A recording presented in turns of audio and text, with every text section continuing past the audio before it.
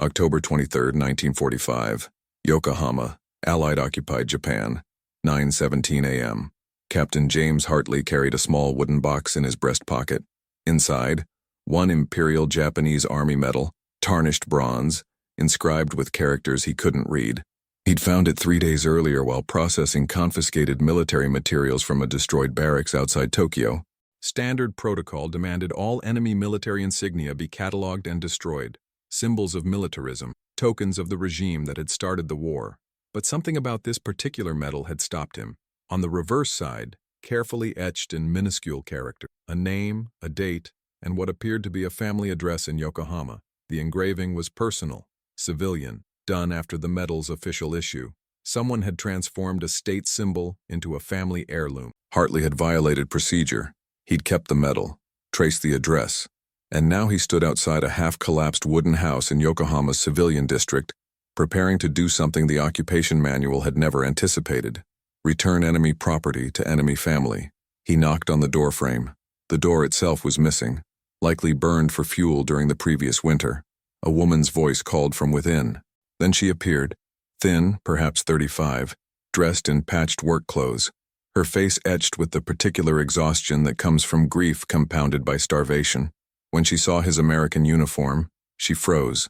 The occupation of Japan had begun on August 28, 1945, 15 days after Emperor Hirohito's surrender broadcast.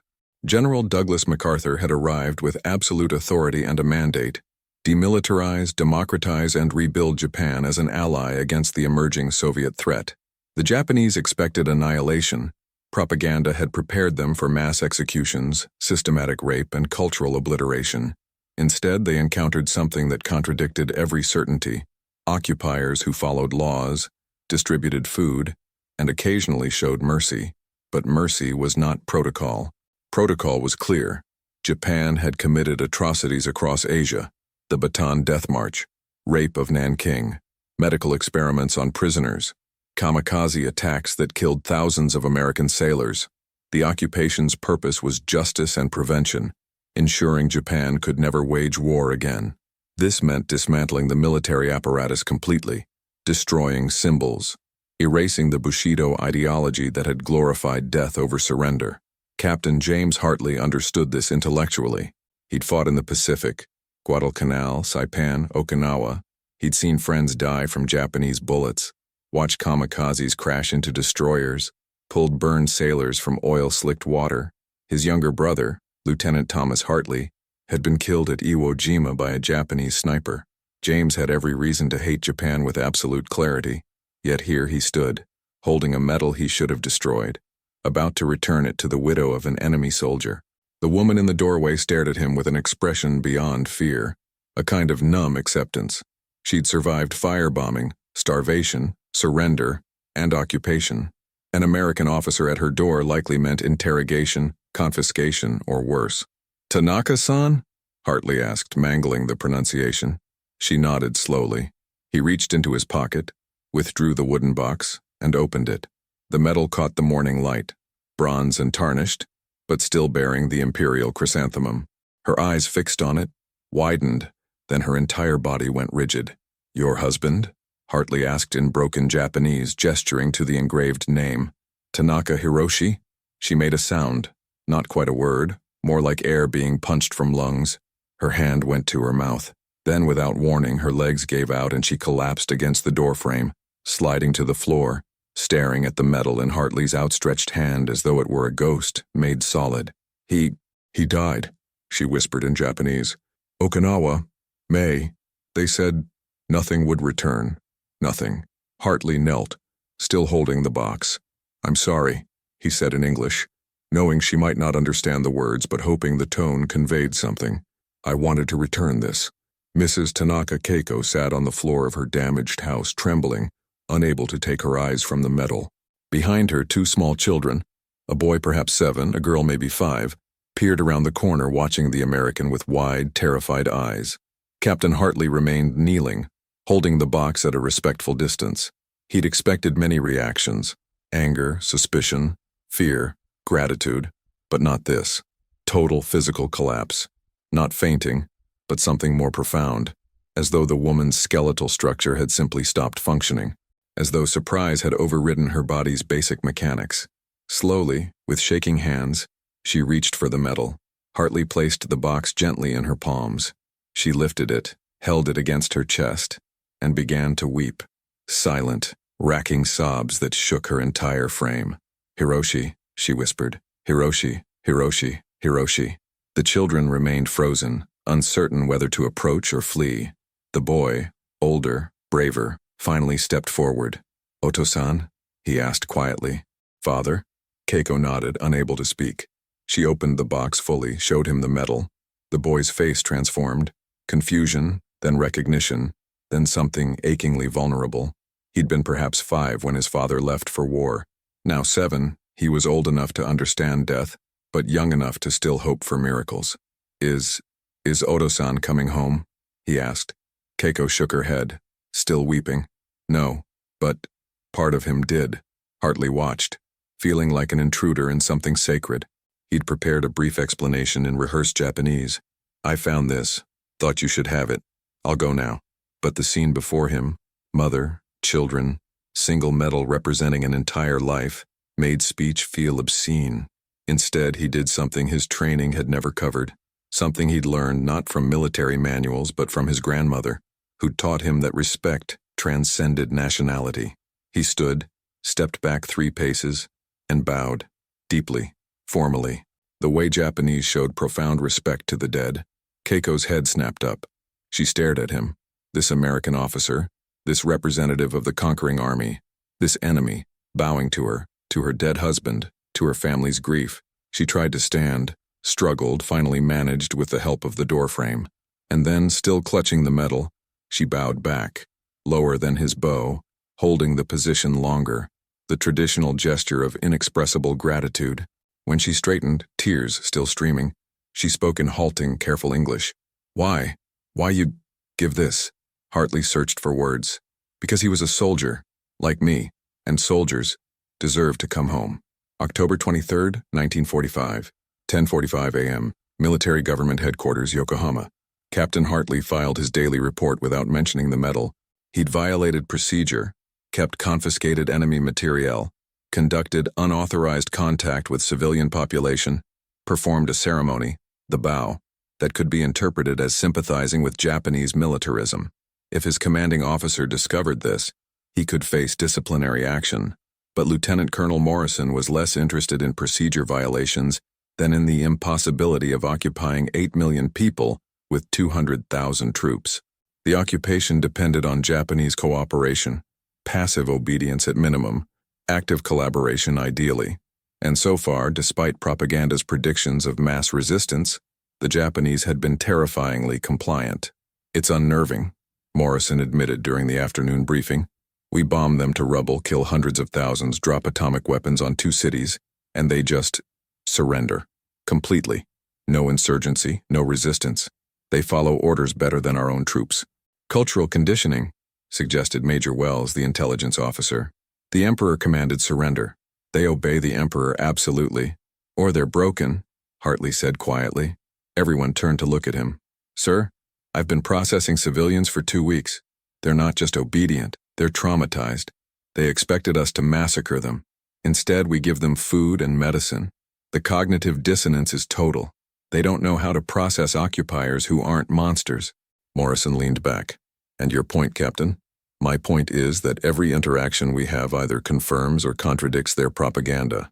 If we act like conquerors, destroy their symbols, humiliate their culture, treat them as subhuman, we confirm what they were taught about American barbarism. But if we show basic human decency, we break something deeper than military power. We break their understanding of the war itself." "You're saying we should be nice to them?" Wells sounded skeptical. "I'm saying we should be human, not kind, not merciful in any sentimental sense. Just recognize them as people, because that's what their government never did. The Japanese regime treated its own people as expendable tools. If we treat them as humans, we're not just defeating Japan. We're offering an alternative to the system that destroyed them." Morrison studied Hartley for a long moment. "This is about more than occupation policy, isn't it? You did something today." Hartley hesitated, then decided honesty was safer than discovery. I returned a dead soldier's medal to his widow. She collapsed. Then I bowed. She bowed back. And for 30 seconds, we weren't enemy nations. We were just two people acknowledging grief. The room fell silent. That's either brilliant psychology, Morrison said slowly, or treasonous fraternization. I can't decide which. Maybe both, Hartley replied. Maybe that's what occupation requires. October 25th, 1945. Tanaka residence. Evening. Captain Hartley returned 2 days later, unauthorized and without explanation to himself. He carried supplies, rice, canned vegetables, powdered milk, purchased from his own rations. He told himself this was strategic, maintaining civilian cooperation, building goodwill, intelligence gathering. But he knew those were rationalizations. The truth was simpler and more complicated. He'd seen Keiko's face when she held her husband's medal, and something in that expression had shattered a barrier he'd carefully maintained since Guadalcanal, the barrier between soldier and human, between American and Japanese, between grief and grief. When he arrived at the damaged house, Keiko was outside, sweeping debris with a handmade broom. She saw him approaching and immediately stopped, bowing, quick, nervous, uncertain. Her children were nowhere visible, likely hidden inside. Mrs. Tanaka, Hartley said, using the formal address. He held out the supplies. For your family. She stared at the packages, then at him, confusion and fear warring across her features. Why? She asked again, the same question as before. Why you do this? Hartley set the supplies down carefully. Because I'm a soldier, and soldiers protect civilians, even enemy civilians, especially children. But we are enemy. The war is over. War never over, Keiko said softly, her English improving slightly. Perhaps she'd studied in school years ago, before militarism closed Japan to Western influence. War over when?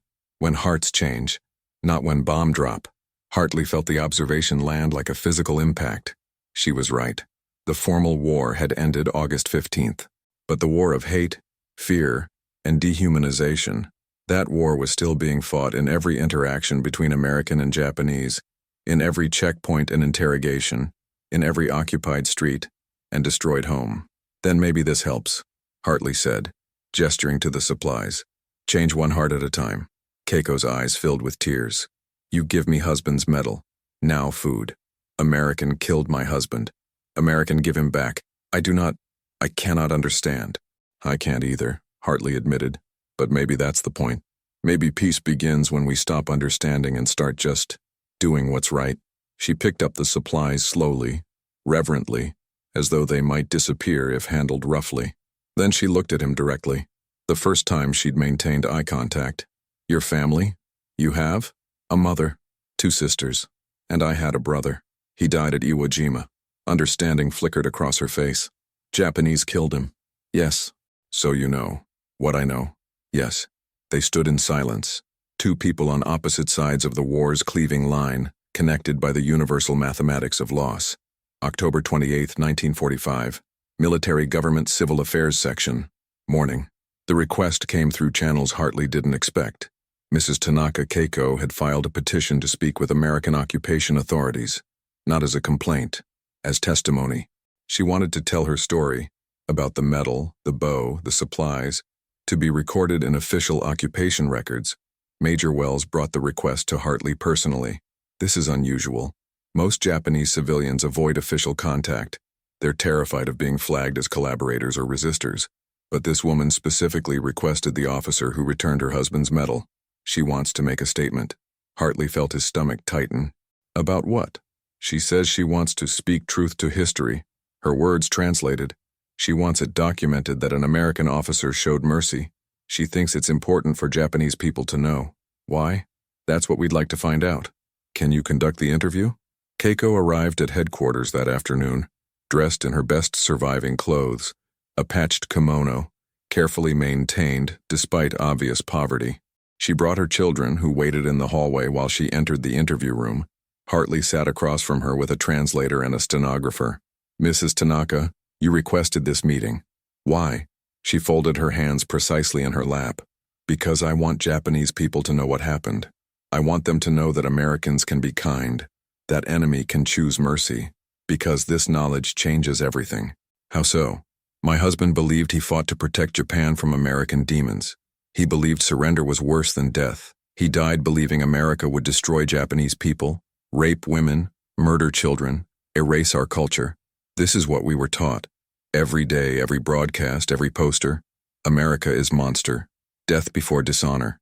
She paused, composing herself. But you gave me his medal. You bowed to his memory. You brought food to his children. You treated enemy widow with respect. This contradicts everything we were taught, everything my husband died believing. And that troubles you? Yes, because if America is not demon, then my husband died for lies. But also, her voice broke slightly, also it gives me hope. If enemy can be kind, maybe Japanese government lied about other things too. Maybe emperor was wrong. Maybe war was wrong. Maybe we can build a different future. Is that what you want documented? Yes. Because other widows need to know. The enemy is not monster. The enemy is humans who can choose kindness. And if they can choose kindness, we can too. That is how peace begins. One medal, one bow, one moment of respect. The stenographer's keys clicked steadily, recording testimony that would never make headlines but might matter more than any treaty. November 2nd, 1945. Neighborhood meeting, Yokohama Civilian District. Word spread through the Japanese community like water through cracked earth. The widow whose American officer had returned her husband's medal and bowed. The testimony she'd given. The supplies she'd received. In a city of starvation, occupation, and trauma, the story became something precious. Evidence that survival might include dignity. Other widows began appearing at the Tanaka house, quietly, nervously, bringing what little they had. Scraps of cloth, preserved vegetables, labor. They wanted to hear the story directly, to see the medal, to understand if what they'd heard was true, that an American had treated a Japanese war widow as worthy of respect. Keiko told the story repeatedly, consistently, like a liturgy. The knock, the box, the bow, the recognition that her husband, though enemy, had been human, that his death mattered, that his family deserved acknowledgement. He said soldiers should come home, Keiko explained to the gathered women, even enemy soldiers. He said this in English, but I understood, because grief has no language. An older woman, Mrs. Yamamoto, whose 3 sons had all died in the war, asked the question they were all thinking. But why? Why would Americans show mercy? We killed their soldiers. We started the war. Why would they give respect? Keiko considered carefully. I do not know if it was mercy. Maybe it was just humanness. Maybe he saw the medal and remembered that enemy soldiers have families too. Maybe he was tired of hate. Maybe he lost someone and understood grief. I cannot know his heart, but I know his action. And action is what matters. What should we do? Another widow asked. If Americans can be kind, how should we respond? This was the question that mattered. The question that would shape occupation, reconstruction, and the future relationship between nations. Keiko felt its weight. We should survive, she said finally. We should feed our children. We should rebuild. But we should also remember they could have killed us. They could have punished us. Instead, some of them, not all, but some, chose kindness. We owe them truth in return. The truth that we were lied to, that our government sacrificed us for nothing, that the war was wrong, that we must build different future. That's betraying Japan, someone whispered. No, Keiko replied firmly. Japan betrayed us. We are reclaiming ourselves. And if Americans help us do that, with returned medals, with bowed respect, with recognition of our humanity, then we honor both their kindness and our own survival by accepting it. The women sat in silence, processing a perspective that contradicted everything they'd been taught but matched everything they'd experienced. Ideology versus reality. Again, and reality was winning. November 10th, 1945. SCAP, Supreme Commander Allied Powers. Headquarters, Tokyo.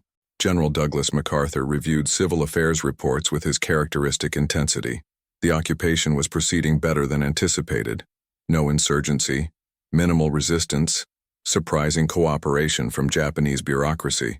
But beneath the compliance, intelligence reports detected something more complex, a psychological transformation occurring at the grassroots level.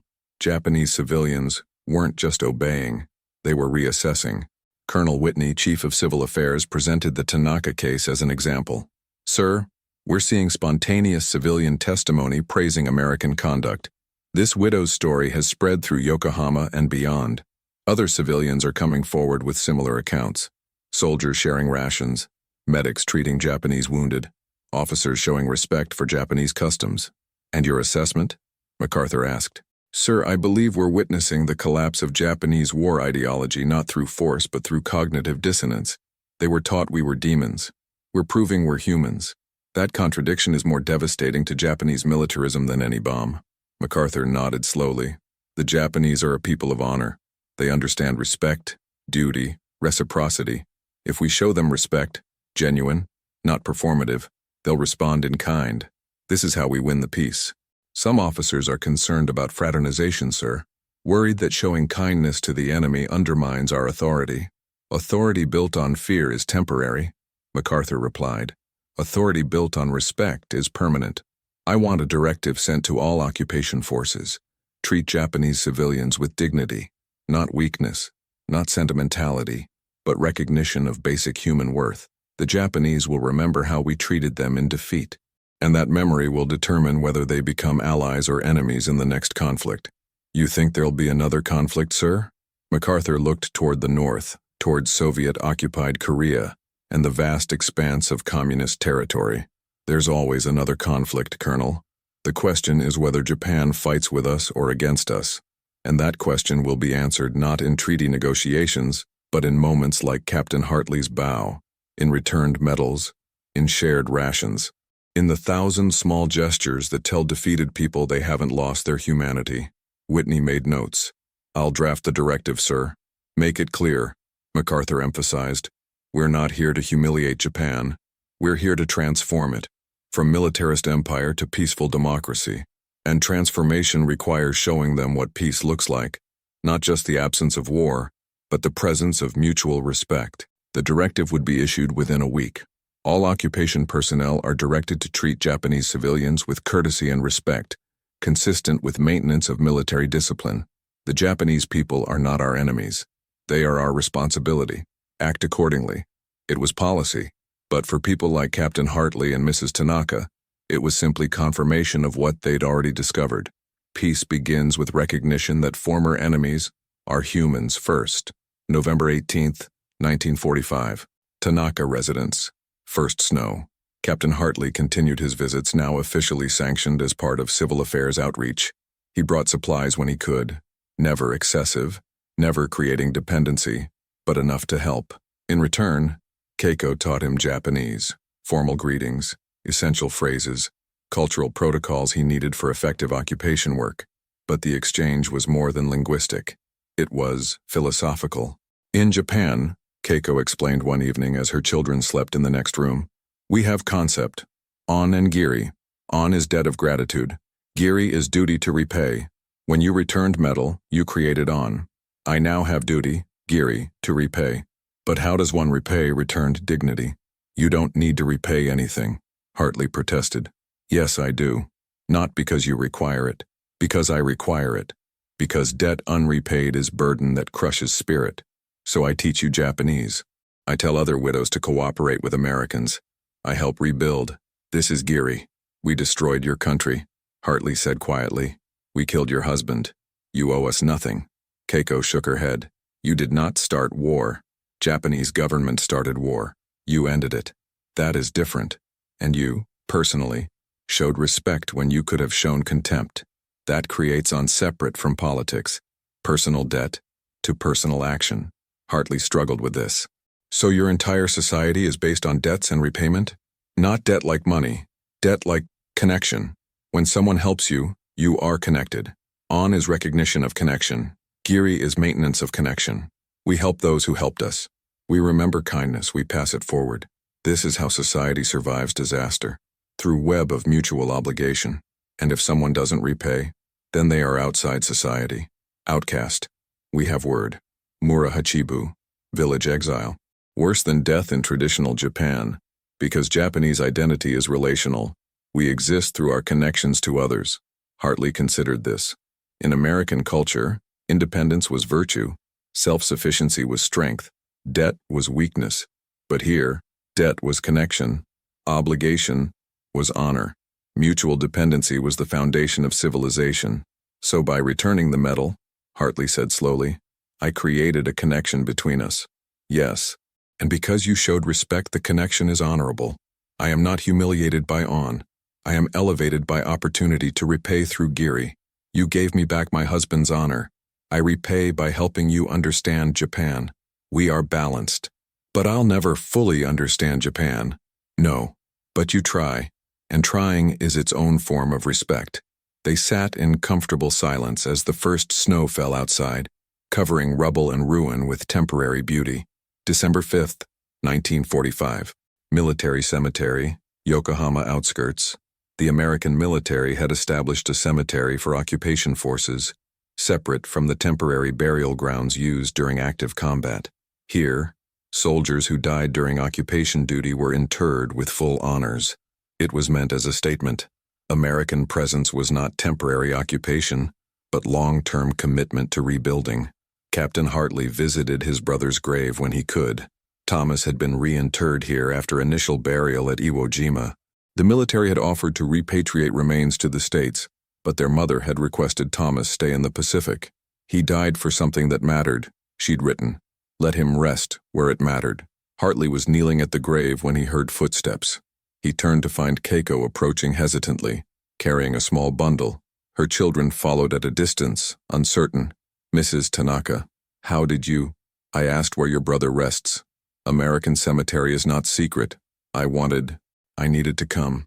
She knelt beside Hartley, placed the bundle at the grave's base.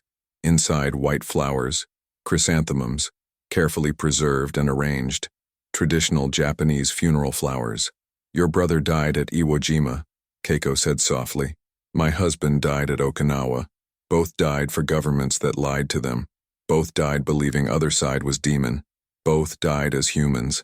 I bring flowers for your brother because if American can honor Japanese dead, Japanese can honor American dead. This is Giri. Hartley felt his throat tighten. You didn't have to do this. Yes, I did. You returned my husband's honor. I return respect to your family's loss. We are balanced now. But they weren't balanced. Not really. Hartley had returned one medal. Keiko was offering something larger. Recognition that the war's moral architecture had been false on both sides. That soldiers weren't heroes or demons but humans caught in government's machinations. That grief was universal, and deserved universal acknowledgement. Thank you, Hartley managed. This means more than you know. Keiko's son approached carefully, looked at Thomas Hartley's grave marker. American soldier? He asked in Japanese. Yes, Hartley replied in halting Japanese. My brother. He was 22 years old. The boy processed this, then bowed, small, respectful, copying what he'd seen his mother do. The gesture was unprompted, unforced. A child recognizing death's universality before ideology could teach him whom to mourn and whom to dismiss. We should teach children this, Keiko said quietly. That enemy soldiers are someone's brother, someone's husband, someone worth mourning. Maybe then, next generation will not make same mistakes. Maybe, Hartley agreed. Or maybe they'll make different mistakes. But at least they will know. Enemy is human first. That is start. December 20th, 1945. Occupation headquarters. Christmas preparations. The American military planned a Christmas celebration, partly for troop morale, partly as demonstration of American culture for Japanese civilians. The occupation government extended invitations to local leaders, interpreters, and selected civilians deemed cooperative. Keiko received an invitation, formally worded, requesting her attendance as a representative of the Yokohama Widows Association, an organization that had formed spontaneously around her testimony. She showed the invitation to the other widows at their weekly meeting. They'd begun gathering regularly, ostensibly to share resources and labor, but actually to process the psychological demolition of everything they'd believed. The group had grown to 40 women, widows, mothers of dead soldiers, some women whose husbands had survived and returned broken. Should I go? Keiko asked. Is it betrayal to celebrate with occupiers? Mrs. Yamamoto, the eldest, considered carefully. What is there to betray? Japan that existed before August 15th is gone. Emperor revealed himself as human, not God. Government revealed itself as liars. Military revealed itself as willing to sacrifice everyone for nothing. That Japan deserves no loyalty. But new Japan, Japan we must build, that Japan needs bridges to former enemies. You are bridge. Go. Keiko attended the celebration on Christmas Eve. The base gymnasium had been transformed. Decorations, an enormous tree, tables laden with food in quantities that seemed obscene to Japanese eyes. American soldiers mixed with Japanese civilians awkwardly, uncertain how to be simultaneously occupiers and hosts. General MacArthur himself attended briefly, gave a short speech. We gather tonight to celebrate hope. Not American hope or Japanese hope, human hope. The hope that nations which fought savagely can find peace, that enemies can become something else. Not friends, that's too much to ask, but perhaps fellow humans, sharing space on a small planet, choosing cooperation over destruction. It was propaganda, certainly, but propaganda built on truth. Americans and Japanese were sharing bread, music, and tentative conversation, choosing humanity over hatred. When Keiko was introduced as the widow whose American officer returned her husband's medal, several soldiers approached to thank her, thanking her paradoxically for accepting their respect, for creating space where occupier and occupied could meet as humans. One soldier, crying openly, said, "I killed Japanese soldiers at Saipan. I had to, but I'm glad to know they had families who loved them. I'm glad to know they were human. It doesn't make the killing okay, but it makes the peace possible." Keiko bowed. The soldier bowed back. And in that exchange, witnessed by dozens of Americans and Japanese, the architecture of the post-war world revealed itself, built not on treaties, but on recognition, not on victory, but on shared acknowledgement of grief. Peace as mutual exhaustion transformed into mutual respect. January 3rd, 1946. New Year, new beginning. Traditional Japanese New Year, Shogatsu, was a time for renewal, for paying debts, for cleaning slate. But in 1946, the symbolism carried unprecedented weight. This was the first New Year in 15 years without war, the first under foreign occupation, the first where Japanese citizens had to ask, "Who are we now?" Captain Hartley received a letter from Keiko, written in careful English she'd been practicing. "Dear Captain Hartley, on New Year, Japanese people visit family graves, clean them, bring offerings, remember ancestors. This year I brought my children to my husband's memorial. His body rests somewhere in Okinawa. We have no grave, only memorial stone. We cleaned the stone. We brought offerings. We remembered. But my son asked question I could not answer. Mother, should we remember father as hero or as fool? He is old enough now to understand that Japan lost, that father died for lost cause. That war was wrong. How do I teach him to honor father without honoring war that killed him?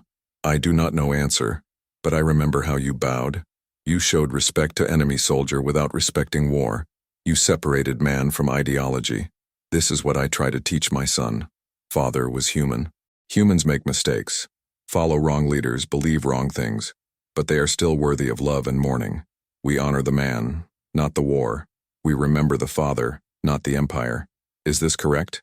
I do not know, but it is what I learned from you, that respect can exist separate from agreement, that we can mourn enemy dead without endorsing enemy cause. This new year, I make resolution. I will help build Japan that never forgets what war costs.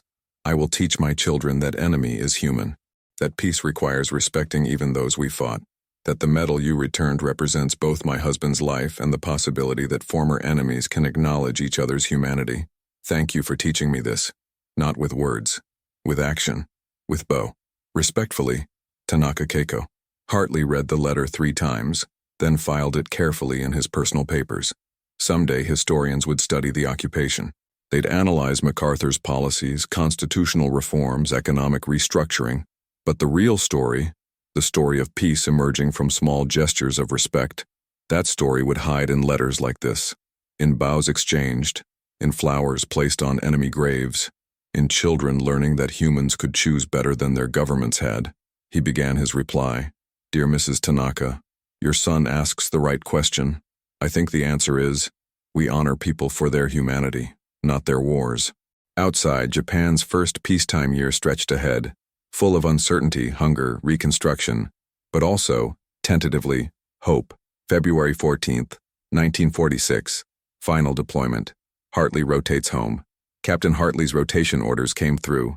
Return to the United States, discharge, resume civilian life. He'd survived the Pacific War and 6 months of occupation. Now he would leave Japan, likely forever. His final duty was closing his civil affairs cases. He visited Keiko one last time, bringing discharge papers that certified her family as cooperative civilians in good standing, documents that would help her access food rations, housing assistance, and eventually employment. She accepted the papers with her characteristic bow, then looked at him directly. "You go home now." "Yes, tomorrow. I want to tell you something. Before you go." She gestured for him to sit. Her children were at a makeshift school. Americans had reopened education facilities teaching democracy and nutrition, alongside reading and math. "When you came with metal," Keiko began, "I thought it was miracle, gift from heaven, American who understood. But then I realized, you are not unique. Many Americans could choose kindness. Most do not. They follow rules, maintain distance, see us as defeated enemy. But you chose different. Why?" Hartley considered the question carefully. "My brother died at Iwo Jima. When I found your husband's medal, I thought Thomas had a medal too. Bronze Star. Our mother keeps it on her mantle. And I thought, if Japanese soldier had found Thomas's medal, would he return it or destroy it? I couldn't control what Japanese did, but I could control what I did. So I returned yours. Not because Japanese deserve mercy, because I needed to believe that humanity could survive war. So you did not do for me. You did for you. Maybe. Or maybe that's the same thing. Maybe mercy always serves the merciful as much as the recipient." Keiko smiled. Sad, knowing, profound. In Buddhism, we have teaching. Compassion is selfish. When you ease others' suffering, you ease your own. When you honor others' humanity, you honor your own. You returned metal to save my husband's honor. But really, you saved your own. You showed yourself that American soldier can be more than killer, that you can be human in inhuman situation. Hartley felt tears prickling. Did it matter? One medal, one widow. Japan is still destroyed, millions still dead. Yes, it mattered. Because I am alive. My children are alive. We will remember. We will teach them. Enemy chose kindness. Therefore kindness is possible. Therefore peace is possible. Therefore we must choose it too. She reached into her clothing, withdrew something small. The medal. Hiroshi's medal. "I want you to keep this." "No, I can't. Please. You returned it to me. Now I return it to you. Take it home. Show your mother. Tell her, Japanese widow sent this to honor your son. To say, we grieve together. American mother, Japanese widow. We are same. We lost men we loved to stupid war. We are connected by loss. And we choose to honor all dead, not just our side." Hartley took the medal with shaking hands. "Your husband's honor. His honor is in my children, in how I raise them, in what I teach them. The medal is just metal. But what it represents, respect between enemies, that is worth more than bronze." They sat in silence as February wind rattled the damaged walls. "I'll tell her," Hartley finally said. "I'll tell my mother about you, about how you placed flowers on Thomas's grave, about how you're raising your children to understand that Americans are human. She'll want to know. Good. Mothers should know. Their sons' deaths were not meaningless. They created connections. Your brother's death brought you to Japan. Your presence returned my husband's honor. My husband's death teaches my children about war's cost. Everything connects. Nothing is wasted. Even in tragedy, we make meaning."